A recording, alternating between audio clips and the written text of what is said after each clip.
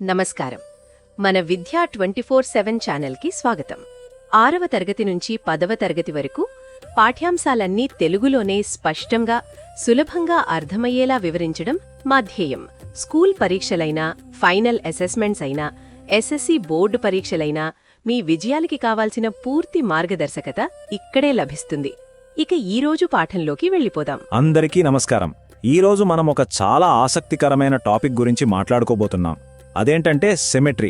వినడానికి కొంచెం పెద్ద పదంలా అనిపించినా దీన్ని చాలా సరదాగా, సింపుల్గా ఎలా నేర్చుకోవాలో చూద్దాం. సరే, మరి ఈరోజు క్లాస్లో మనం ఏ విషయాలు కవర్ చేయబోతున్నామో ఒక లుక్ వేద్దాం. రైట్, ఇక మొదలు పెట్టేద్దాం. అసలు ఈ సిమెట్రీ అనేది ఎక్కడో పుస్తకాల్లో ఉండే టాపిక్ కాదు, మన చుట్టూనే, మన రోజువారీ జీవితంలోనే ఉంది.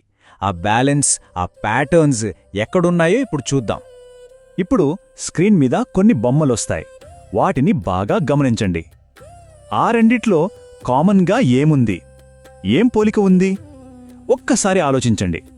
చూశారు కదా, ఒకవైపేమో ఒక అందమైన సీతాకోకచిలుక, దాని రెక్కలు ఎంత బాగున్నాయో, మరోవైపు మనందరికీ తెలిసిన అద్భుతమైన తాజ్మహల్.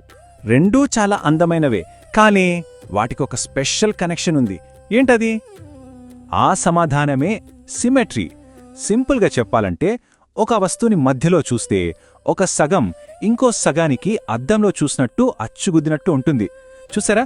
ప్రకృతిలో, ఆర్కిటెక్చర్లో, ఆర్ట్లో, ఇలా అన్ని చోట్ల మనకు సిమెట్రీ కనిపిస్తుంది.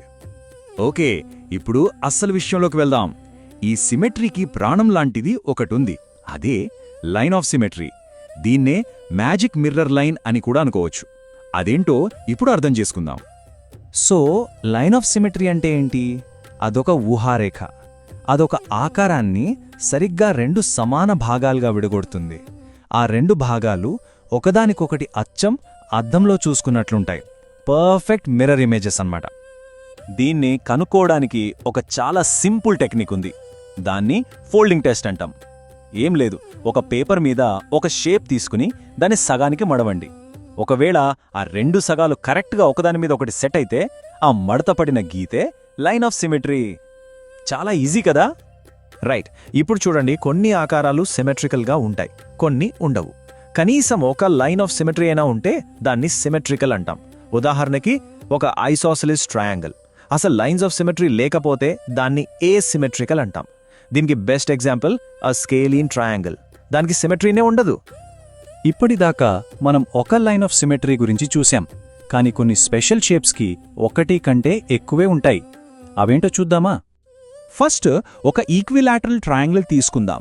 అంటే 3 భుజాలు సమానంగా ఉండే త్రిభుజం. చూడండి, దాని ఒక మూల నుంచి నిలువుగా కిందికి ఒక గీత గీస్తే అది దాన్ని 2 పర్ఫెక్ట్ హాఫ్స్గా డివైడ్ చేస్తుంది. ఇది దాని ఫస్ట్ లైన్ ఆఫ్ సిమెట్రీ. కానీ ఆగండి, కథ ఇక్కడతో అయిపోలేదు. దానికి ఇంకా ఉన్నాయి.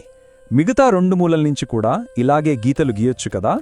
సో మొత్తం మీద ఒక ఈక్విలాటరల్ ట్రయాంగిల్కి 3 లైన్స్ ఆఫ్ సిమెట్రీ ఉంటాయి. భలే ఉంది కదూ? ఇక ఆ స్క్వేర్ విషయానికొస్తే అదింకా సిమెట్రికల్. చూడండి, ఒకటి నిలువుగా, ఒకటి అడ్డంగా, ఇంకా 2 డయాగ్నల్గా. మొత్తం కలిపి ఒక స్క్వేర్కి 4 లైన్స్ ఆఫ్ సిమెట్రీ ఉంటాయి. అసలు రెగ్యులర్ పాలిగన్స్ అంటే అన్ని భుజాలు సమానంగా ఉండే ఆకారాలకు ఒక సింపుల్ రూల్ ఉంది. అదేంటంటే, దానికి ఎన్ని సైడ్స్ ఉంటే అన్ని లైన్స్ ఆఫ్ సిమెట్రీ ఉంటాయి. చూడండి, ట్రయాంగిల్కి 3 సైడ్స్ 3 లైన్స్, స్క్వేర్కి 4 సైడ్స్ 4 లైన్స్, అలాగే పెంటగాన్కి 5, హెక్సగాన్కి 6. చాలా సింపుల్ కదా గుర్తుపట్టుకోవడానికి. సరే, ఇప్పుడు దాకా బాగా విన్నారు. ఇప్పుడు ఒక చిన్న ఛాలెంజ్. నాలెడ్జ్ని టెస్ట్ చేసుకునే టైం వచ్చింది. రెడీనా? ఈ ప్లస్ సింబల్ చూడండి. దీనికి ఎన్ని లైన్స్ ఆఫ్ సిమెట్రీ గీయొచ్చో చెప్పండి. చూద్దాం.